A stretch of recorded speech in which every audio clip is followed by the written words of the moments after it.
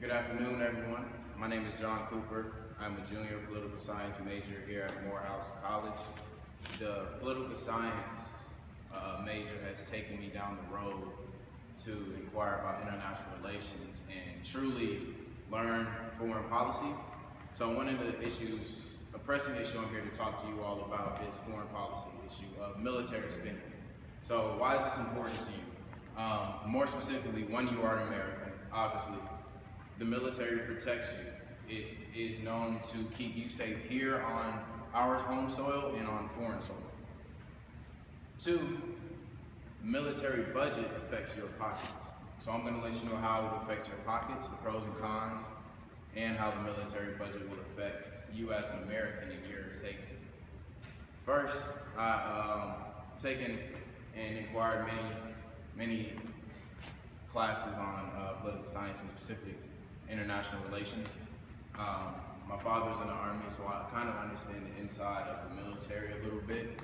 And with my research on the military budget, I am more than confident I will be able to break it down to you. So, first of all, also you live in Georgia, so I will tell you about why this specifically affects you as a Georgian. So first of all, let's talk about why we should not cut military spending. So when President Obama came in, his legacy, his advisor told him in an interview with Inside Obama, it was a PBS documentary, his advisor was seen telling him, your legacy depends on not allowing a second Great Depression. That was the biggest part of his legacy, and that was the biggest thing that his legacy depended on, was not causing a second Great Depression. So what would cutting the military do? This is why we say do not cut the military. The military was cut in 2011. Georgia lost 38,000 jobs directly employed from the military. That's not including private contractors. That's not including businesses around the bases that benefited from the military families. That's still 3,800 families. 3,800 families that have been taken out of the Georgia economy. California lost 140,000 directly employed and over $33 billion in contracts. This is according to the National Association of Manufacturers. This is them explaining the loss they took as a business when the military decided to downsize in 2011. So as you can see, the military, cutting the military budget would hurt America's economy, as we are already on a very fragile economy. And we just got off a great,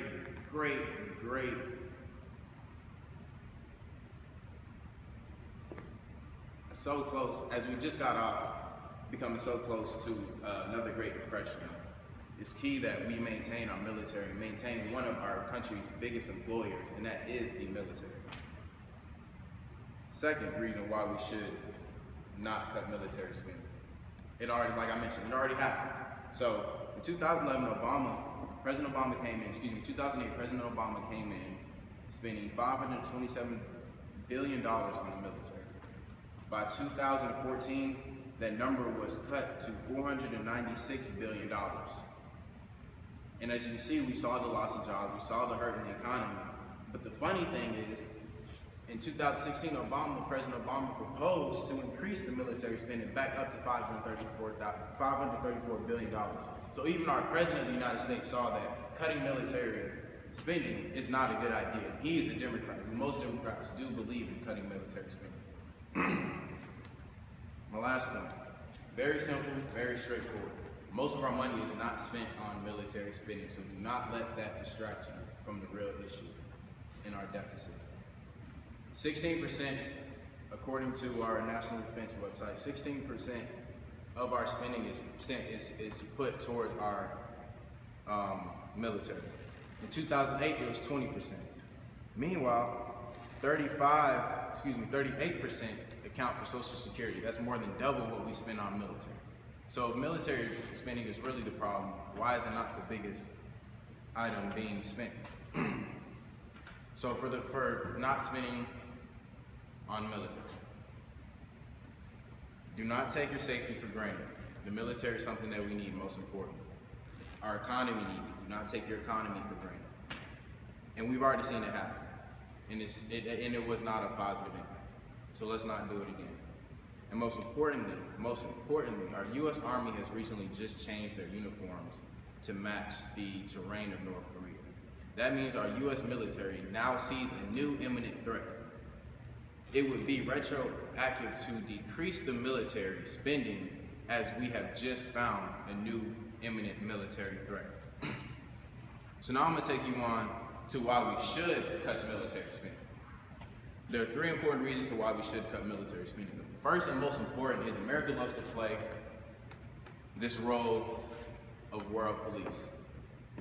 Whether you believe it or not, we have our hands in many countries protecting foreign aid and diplomacy. But we also have 28 NATO allies who are not giving their full weight in the fight on terror. While the U.S. military spends 18 times the combined military budgets of our allied nations, we should not be the ones spending all of this money towards our national security when that's the reason we have allies for it. We need to utilize our allies.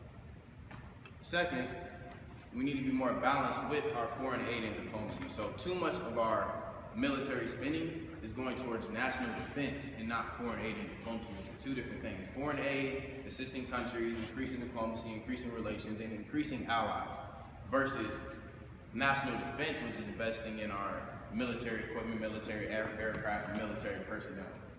We need to balance this foreign policy so that we're not always on the defense mode and we're leaning more towards defense with the balance of increasing and bettering our relations with other countries. 7 minutes. Third, our federal deficit is increasing. It is undeniable that our federal deficit is increasing. According to the federal deficit website, the federal deficit has rose over 10% in the past 3 years. And we are continuing to borrow money from countries like China as our dollar value decreases to other countries, making it harder for us to invest because our dollar has decreased. So now we have to pay more for the same products that we would have maybe paid $2,500 for. Now we're paying $2,700 for it. This is an example because the value of our dollar has decreased drastically. We need to balance our spending. We need to put it towards bettering our economy so that our dollar can increase, so that when we do outsource or spend in other countries, we're not spending as much and our dollar is back to the golden peak that it used to be. You're at 8 minutes.